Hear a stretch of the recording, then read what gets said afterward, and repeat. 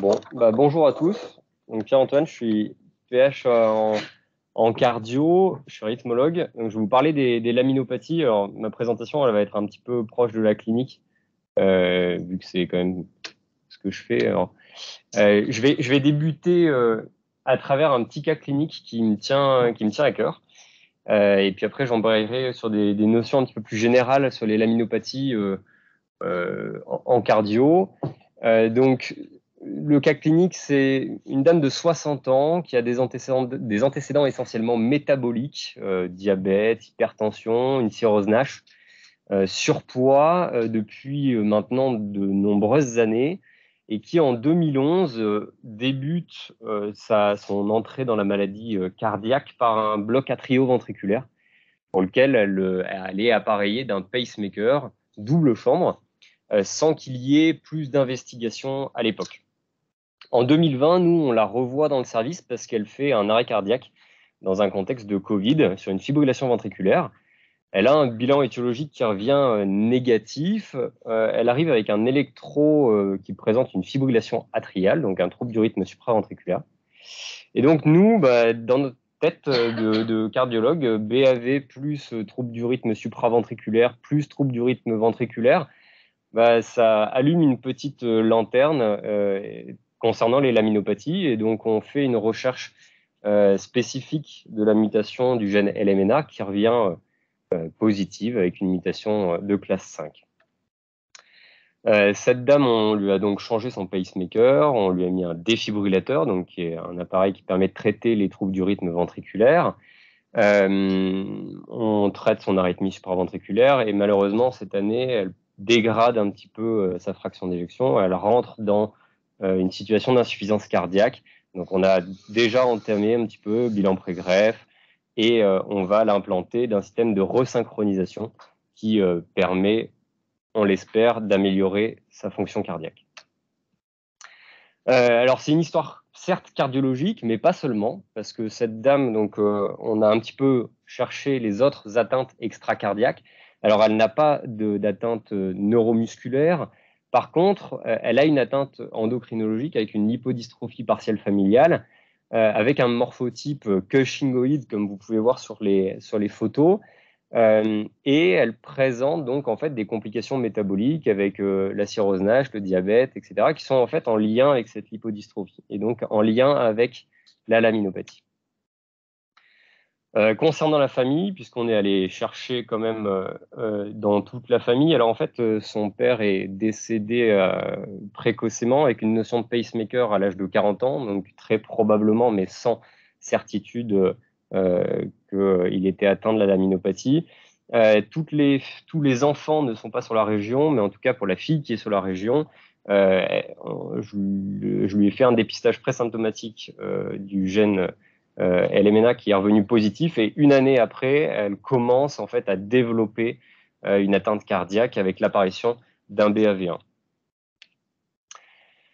Alors, des petites généralités sur les laminopathies, ça fait partie du groupe de ce qu'on appelle les envelopathies nucléaires, donc un groupe de pathologies qui touchent vraiment l'enveloppe nucléaire, enveloppe qui va être constituée de plusieurs éléments, une membrane interne, externe, un espace périnucléaire, mais également qui est soutenue par cette lamina nucléaire qui est constituée des lamines qui sont atteintes dans les laminopathies. Alors, la fonction de cette lamina nucléaire, en fait, il y en a plusieurs. Elle a une fonction de stabilité, elle soutient l'ensemble du noyau.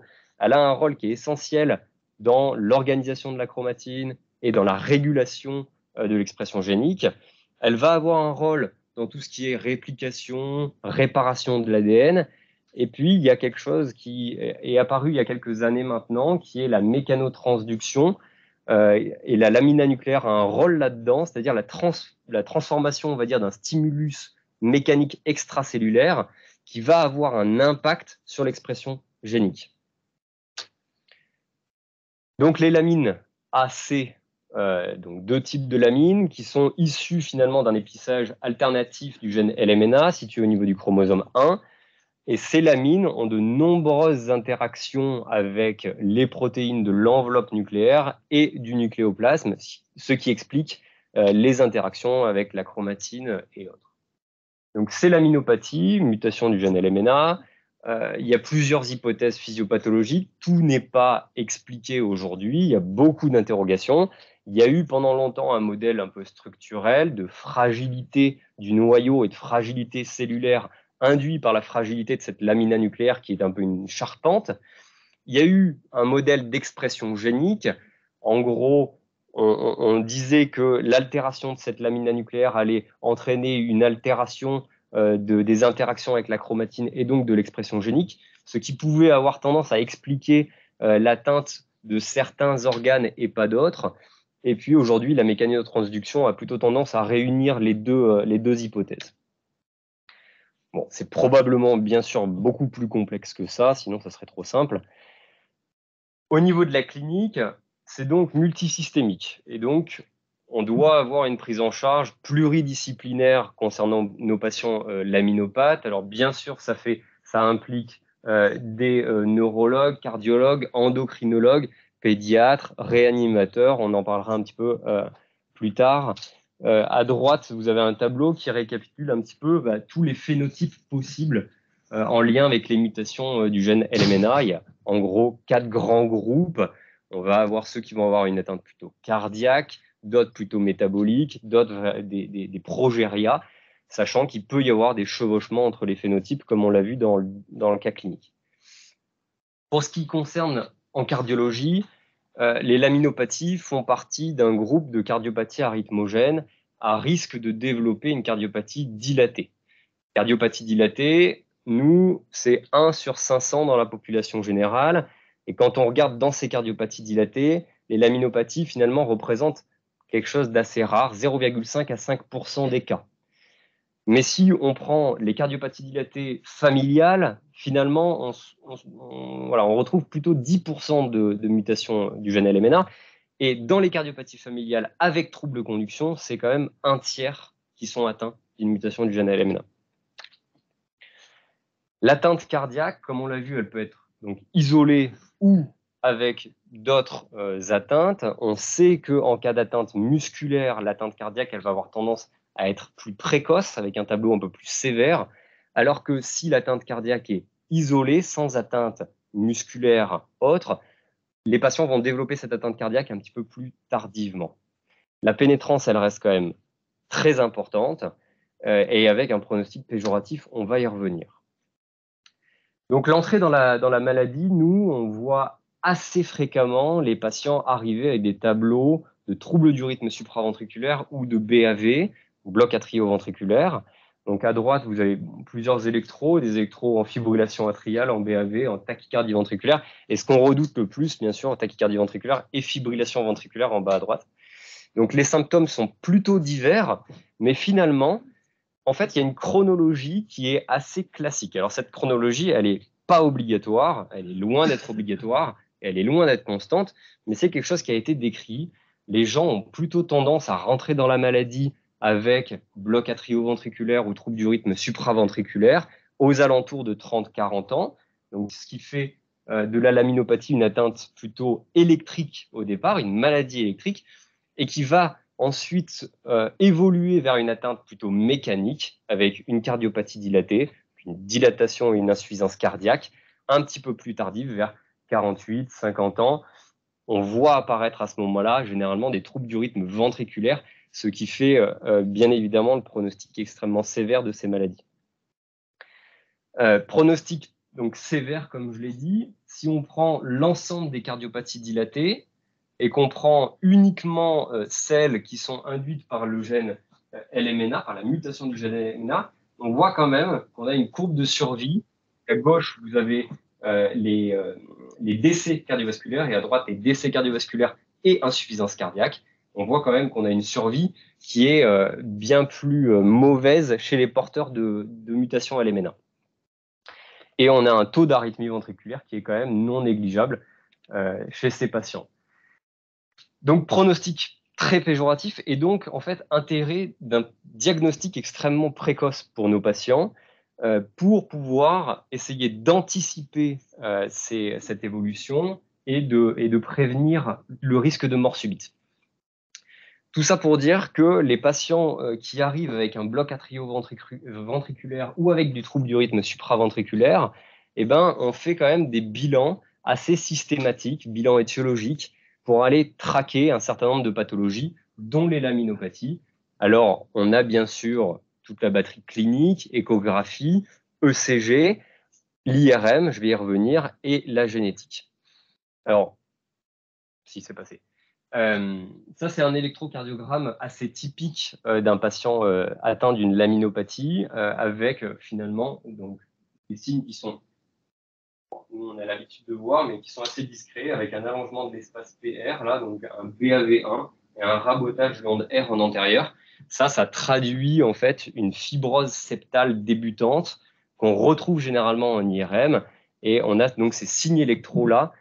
Quand on voit quelqu'un qui arrive avec une cardiopathie dilatée et avec cet électrocardiogramme-là, généralement, ça nous met un petit peu la puce à l'oreille.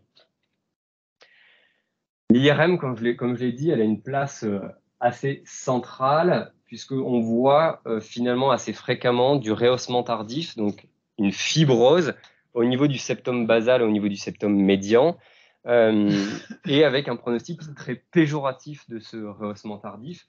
Donc à droite, là, on voit, c'est une étude de 2020 sur le pronostic rythmique des patients atteints d'un rehaussement tardif à l'IRM. Et on voit que finalement, on a quasiment une valeur prédictive négative de 100% chez ceux qui n'ont pas de fibrose, alors que ceux qui ont de la fibrose ont bien sûr un taux d'événement important. Je vous ai parlé donc de cette chronologie assez caractéristique avec bloc atrioventriculaire, trouble du rythme supraventriculaire, puis développement d'une cardiopathie, puis d'une arythmie ventriculaire. Finalement, ça c'est classique mais non obligatoire. Et malheureusement, on a certains patients qui vont rentrer dans la maladie par une mort subite inaugurale. Et donc là, c'est l'intérêt du bilan étiologique des patients qui subissent une mort subite, que ce soit en réanimation, donc avec une coopération à avoir avec nos services de réanimation pour organiser des bilans étiologiques, et malheureusement avec les services de médecine légale quand la mort subite n'est pas récupérée. Ça, essentiellement pour prévenir chez les apparentés, pouvoir faire de l'enquête familiale. Donc la prise en charge, comme je vous ai dit, elle est pluridisciplinaire. On doit, je pense, essayer de traquer les atteintes extracardiaques. Un intérêt, bien sûr, de l'enquête familiale pour faire du dépistage présymptomatique et faire du dépistage clinique pour prévenir cette évolution maligne. Et il y a une place très importante, alors c'est dommage, il y a une image qui n'est pas passée. Ah si, voilà. Une place très importante dans la stratification du risque de nos patients, puisque nous, quand on va avoir un patient qui va arriver avec une laminopathie, comme je vous l'ai dit, l'arrière-pensée, c'est la prévention du risque de mort subite. Et donc, à quel timing il va falloir lui mettre un défibrillateur. Alors, les patients qui on doit mettre un système de stimulation cardiaque pour du BAV, on va systématiquement les implanter d'un défibrillateur pour prévenir ce risque de mort subite. Et les recommandations de nos sociétés savantes vont bien dans ce sens-là.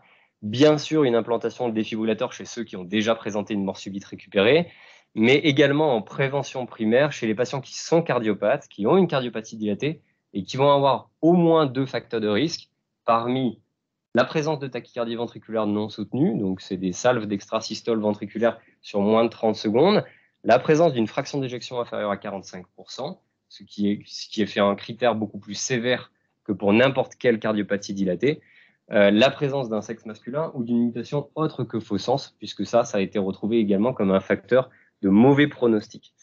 Enfin, l'évolution se faisant vers une insuffisance cardiaque, on est en droit de se poser la question de l'implantation systématique d'un système de resynchronisation cardiaque avec ce défibrillateur. Alors, il existe un observatoire national qui est l'observatoire OPAL, on va en parler un petit peu juste après, qui a permis à Karim Ouabi de réaliser une étude sur les facteurs de risque d'évolution vers une mort subite, vers un trouble du rythme ventriculaire, et qui a élaboré un score de risque qui est en cours de développement pour essayer de trouver un cut-off pour lequel on porterait l'indication d'implantation d'un défibrillateur et qui peut être donc le futur de la stratification du risque. Alors, l'Observatoire Opale, c'est quoi? C'est un observatoire national de surveillance des patients atteints de laminopathie et d'émérinopathie, qui sont un autre type d'envelopathie nucléaire, qui va permettre de préciser un certain nombre de choses comme l'histoire naturelle des patients, les facteurs pronostiques, la corrélation génotype-phénotype, et qui va permettre bien sûr de créer une base de données, un registre pour réaliser de futurs essais cliniques.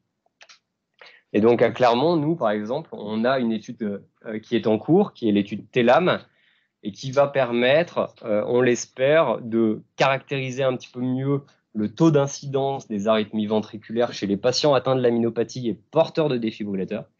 Alors, comment on fait? En fait, tous les patients qui ont un défibrillateur au CHU de Clermont-Ferrand aujourd'hui sont suivis par un système de télécardiologie. On a une équipe médicale et paramédicale qui s'occupe de ça et qui permet en fait de surveiller les arythmies, de surveiller aussi l'état de la prothèse, bien sûr, mais de surveiller les arythmies ventriculaires chez nos patients.